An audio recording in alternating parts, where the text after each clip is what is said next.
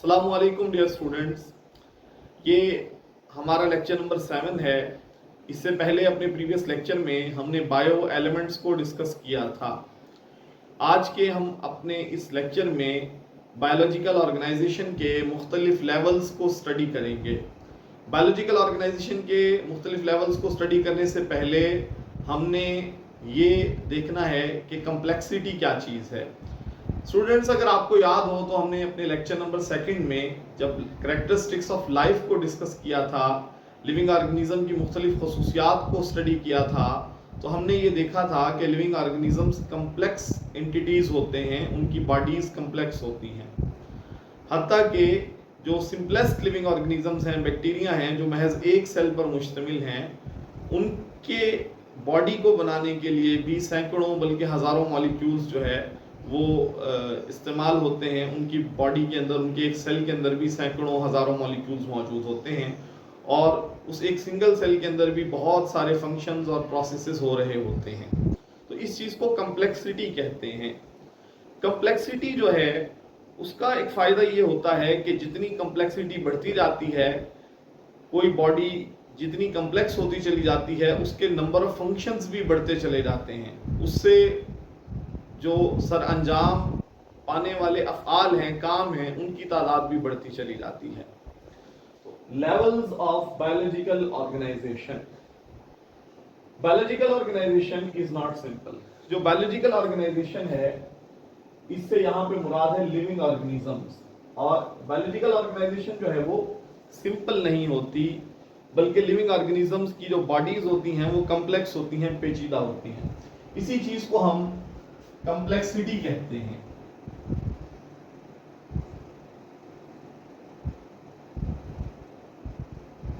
अब कम्प्लेक्सिटी का फायदा क्या है? जितनी ज्यादा कम्प्लेक्सिटी बढ़ेगी उतनी ज्यादा जानदार की सलाहियत बढ़ जाएगी मुख्तलिफ फंक्शंस को परफॉर्म करने की। अगर किसी एक लिविंग सेल की बात करें तो किसी भी एक लिविंग सेल के अंदर 3 मेजर कंपोनेंट्स होते हैं। न्यूक्लियस होता है जो कि उसके आमतौर पे सेल के दरमियान में होता है। साइटोप्लाज्म है जो कि न्यूक्लियर मेम्ब्रेन और सेल मेम्ब्रेन के दरमियान मौजूद होता है। और तीसरी अहम चीज सेल मेम्ब्रेन होती है। अब सेल के अंदर जो न्यूक्लियस और साइटोप्लाज्म है, उनको कलेक्टिवली जो है वो नाम दिया जाता है प्रोटोप्लाज्म का।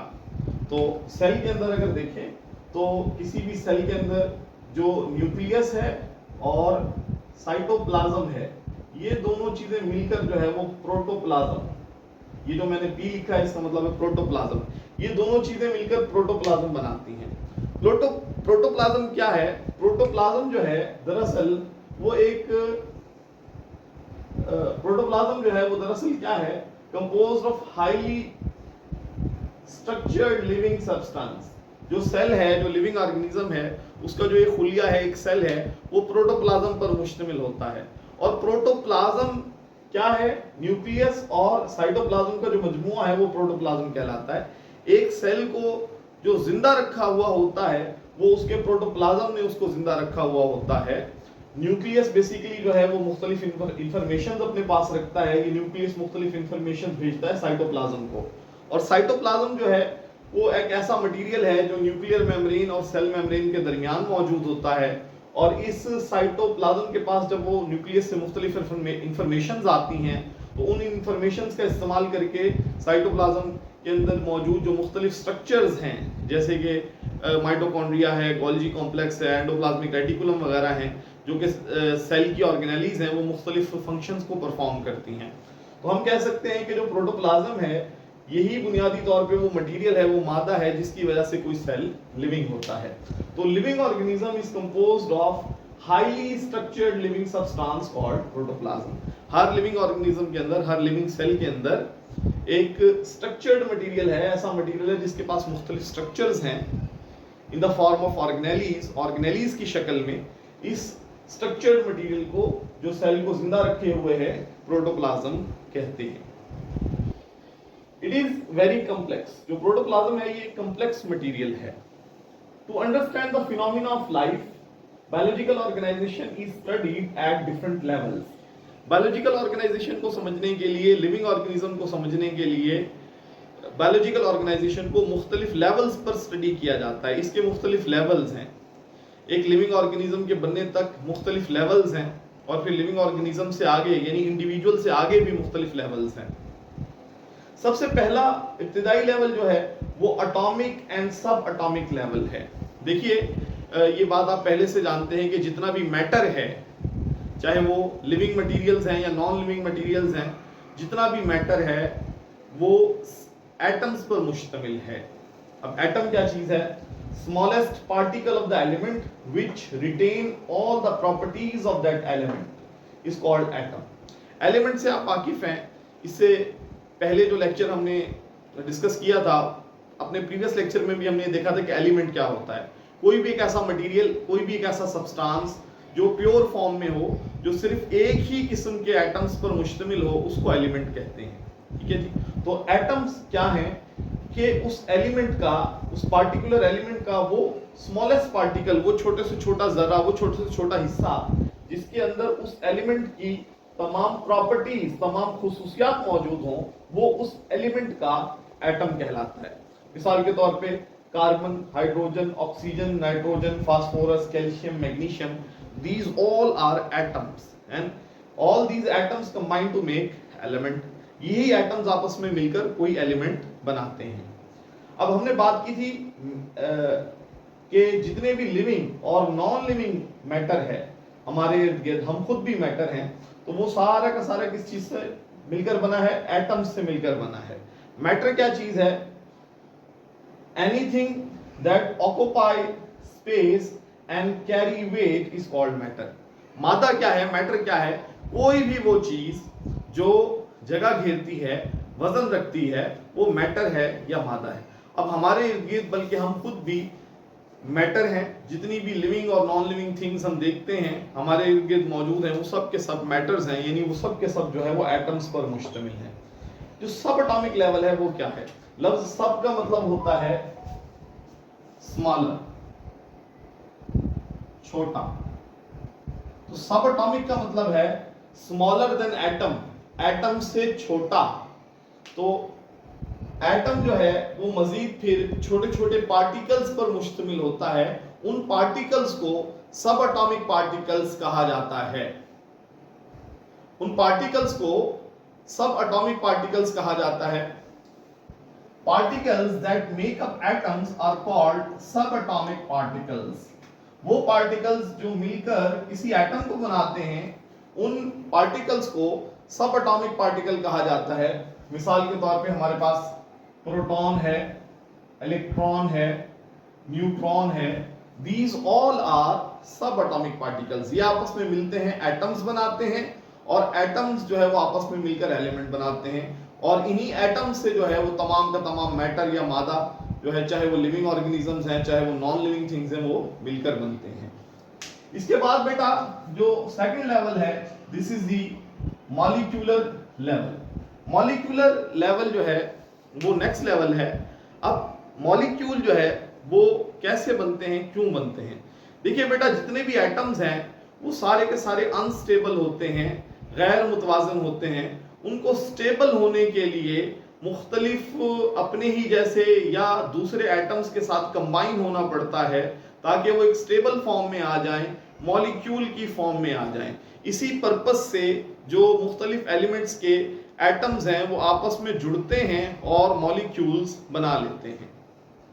Combination of the atoms make a molecule. Simply हम ये कह सकते हैं कि मुख्तलिफ एटम्स के आपस में मिलने से जो चीज बनती है वो एक मॉलिक्यूल है। मॉलिक्यूल कॉम्बिनेशन ऑफ एटम्स है, एटम्स के आपस में मिलने से बनता है। इन organisms elements are not present in the isolated form। isolated form से मुराद है अलग-अलग शक्ल में, हालत में। किसी एक लिविंग ऑर्गेनिज्म की बॉडी के अंदर जो एटम्स होते हैं वो आजादाना हालत में नहीं होते। जो हमारा एनवायरनमेंट है उसमें जो मुख्तलिफ एलिमेंट्स हैं वो तो आजादाना हालत में भी पाए जाते हैं, जैसे कि नोबल गैसेस हैं। नोबल गैसेस जो हैं वो सारी की सारी क्या हैं, इंडिपेंडेंट फॉर्म में पाई जाती हैं। उनके एटम्स किसी भी दूसरे एलिमेंट के एटम के साथ कंबाइन नहीं होते। लेकिन लिविंग ऑर्गेनिज्म की बॉडी के अंदर, लिविंग ऑर्गेनिज्म के अंदर जो एलिमेंट्स हैं वो अलग-अलग हालत में नहीं पाए जाते, बल्कि ऐसा होता है कि मुख्तलिफ एलिमेंट्स के जो एटम्स हैं वो आपस में आयोनिक या कोवेलेंट बॉन्ड के जरिए से जुड़ते हैं और मॉलिक्यूल्स बना लेते हैं।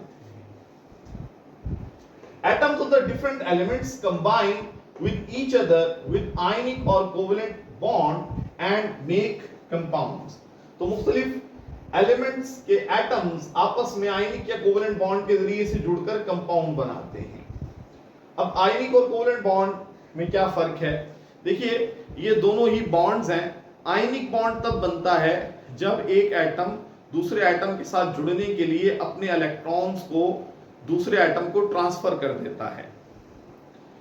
मिसाल के तौर पे हमारे पास कंपाउंड है NaCl। अब ये जो NaCl है या टेबल साल्ट है, ये दो एलिमेंट्स का मजमुआ है, एक सोडियम है, दूसरा क्लोरीन है। तो ये जो NaCl आपके सामने लिखा हुआ है, जब ये NaCl बनता है तो एक एटम जो है वो दूसरे एटम को इलेक्ट्रॉन्स को ट्रांसफर करता है, मुंतकिल करता है, और इसके नतीजे में इनके दरमियान आयनिक बॉन्ड बनता है और एक कंपाउंड बन जाता है। इसी तरह से जो दूसरी किस्म है बॉन्ड की, वो कोवेलेंट बॉन्ड है। कोवेलेंट बॉन्ड कब बनता है? कोवेलेंट बॉन्ड बनता है इलेक्ट्रॉन्स की म्यूचुअल शेयरिंग की वजह से, इलेक्ट्रॉन्स के इश्तराक की वजह से। जब दो एटम्स आपस में इलेक्ट्रॉन्स को बांट लेते हैं, मुश्तरिक कर लेते हैं, शेयर कर लेते हैं, उनका इश्तराक कर लेते हैं, तो उसके नतीजे में कोवेलेंट बॉन्ड बनता है। मिसाल के तौर पे दो नाइट्रोजन के एटम्स हैं,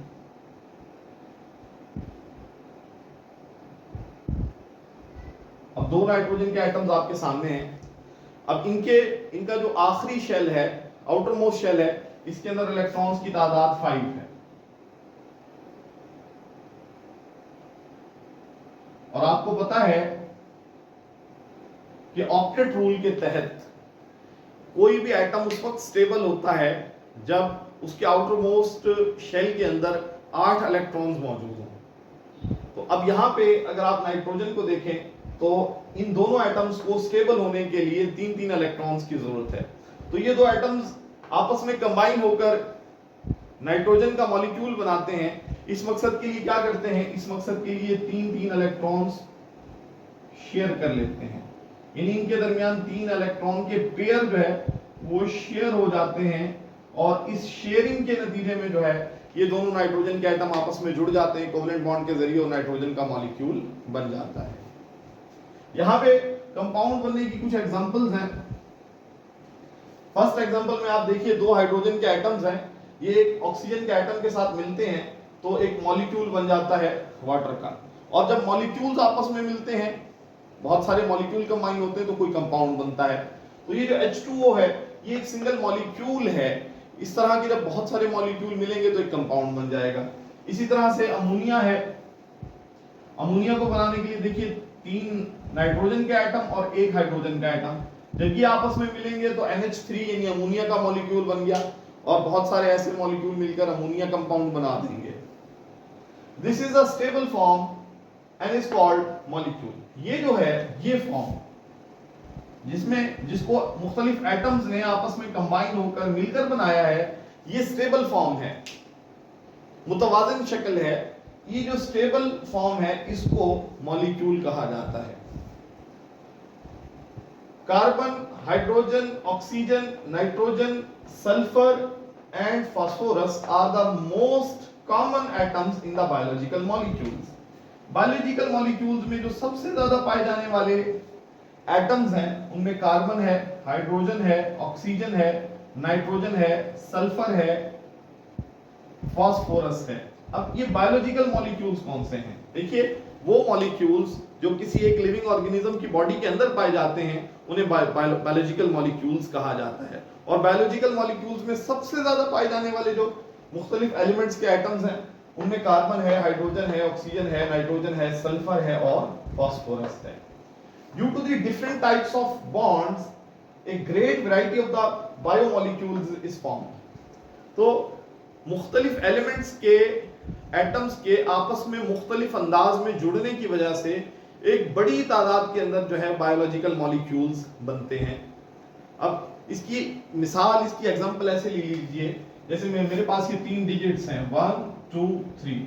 अब इन 3 डिजिट्स की अगर मैं अरेंजमेंट बदलता रहूं तो कई शक्लें जो है वो बन सकती हैं, कई एक फिगर्स मेरे पास बन सकते हैं 3 2 1 1 3 2 2 1 3, ठीक है जी। इसी तरह से 3 1 2। अब देखिए मेरे पास डिजिट्स क्या थे, 3 थे, लेकिन उनकी मुख्तलिफ अरेंजमेंट की वजह से मेरे पास कितने सारे डिफरेंट फिगर्स जो है वो बन गए हैं। तो होता यह है कि बुनियादी तौर पे बायोमॉलिक्यूल में एटम्स तो यही होते हैं, लेकिन ये एटम्स तरह तरह से मुख्तलिफ अंदाज में मुख्तलिफ अरेंजमेंट्स के जरिए से आपस में जुड़ते हैं और तरह तरह के नए बायोमॉलिक्यूल्स जो है वो बनते चले जाते हैं। इसके बाद है बेटा types of the molecules. Molecules की टाइप्स, मॉलिक्यूल्स की जो क्लासिफिकेशन है वो 2 बुनियादों पे की गई है। एक मॉलिक्यूलर वेट की बुनियाद पे कि मॉलिक्यूल का वजन कितना है। दूसरी जो क्लासिफिकेशन है वो इस बुनियाद पे है कि मॉलिक्यूल की कंपोजिशन क्या है, आया उसमें कार्बन हाइड्रोजन इकट्ठे हैं या नहीं। तो पहली जो क्लासिफिकेशन है, जो पहली जो 2 टाइप्स हैं वो इस बुनियाद पे है कि मॉलिक्यूलर वेट कितना है, मॉलिक्यूल का वजन कितना है। तो माइक्रो मॉलिक्यूल्स, लफ्ज जो माइक्रो है इसका मतलब है स्मॉल, छोटे। These molecules have low molecular weight। ये वो मॉलिक्यूल्स होते हैं जो साइज में छोटे होते हैं, जिनका मॉलिक्यूलर वेट कम होता है, मॉलिक्यूलर वजन कम होता है, जैसे कि कार्बन डाइऑक्साइड है, वाटर है, अमोनिया है। दूसरी तरफ से मैक्रो मॉलिक्यूल, सेकंड टाइप जो है वो है मैक्रो। मैक्रो का मतलब है लार्ज, ह्यूज। तो मैक्रो मॉलिक्यूल्स वो मॉलिक्यूल्स होते हैं जिनका जो मॉलिक्यूलर वेट है वो ज्यादा होता है, they have higher molecular weight। तो these molecules have higher molecular weight। मिसाल के तौर पे प्रोटीन है, स्टार्च है, मिसाल के तौर पे न्यूक्लिक एसिड है जैसे डीएनए, आरएनए वगैरह, ये बड़े मॉलिक्यूल्स हैं, इनका मॉलिक्यूलर वेट भी ज्यादा है। माइक्रो एंड मैक्रो मॉलिक्यूल्स में बी ऑर्गेनिक और इनऑर्गेनिक। फिर आगे जो मैक्रो और माइक्रो मॉलिक्यूल्स हैं वो ऑर्गेनिक भी हो सकते हैं, इनऑर्गेनिक भी हो सकते हैं। Organic molecules is any molecule which have carbon and hydrogen together. कोई भी ऐसा मॉलिक्यूल जिसके अंदर कार्बन और हाइड्रोजन इकट्ठे मौजूद हों, बैक वक्त मौजूद हों, ऐसा मॉलिक्यूल जो है वो ऑर्गेनिक मॉलिक्यूल है। Some important and abundant organic molecules in living organisms are glucose, amino acid, fatty acid, glycerol, nucleotides such as ATP, ADP and AMP। कुछ अहम और ज्यादा पाए जाने वाले जो ऑर्गेनिक मॉलिक्यूल्स हैं लिविंग ऑर्गेनिज्म की बॉडी में, उनमें ग्लूकोज है, अमाइनो एसिड है, फैटी एसिड है, ग्लाइसिरोल है, न्यूक्लियोटाइड्स हैं जैसे कि adenosine triphosphate, adenosine diphosphate, adenosine monophosphate. इसके बाद जो सेकंड कैटेगरी है वो है inorganic molecules do not contain carbon and hydrogen together, carbon dioxide, water. वो मॉलिक्यूल्स जिनके अंदर कार्बन और हाइड्रोजन इकट्ठे मौजूद नहीं है, एक साथ मौजूद नहीं है, बैक वक्त मौजूद नहीं है, ऐसे जो मॉलिक्यूल्स हैं वो इनऑर्गेनिक मॉलिक्यूल्स कहलाते हैं, जैसे कि कार्बन डाइऑक्साइड है, वाटर है। तो एक लिविंग ऑर्गेनिज्म की बॉडी के अंदर बहुत सारे माइक्रो और मैक्रो मॉलिक्यूल्स पाए जाते हैं जो कि ऑर्गेनिक भी हो सकते हैं और इनऑर्गेनिक भी हो सकते हैं।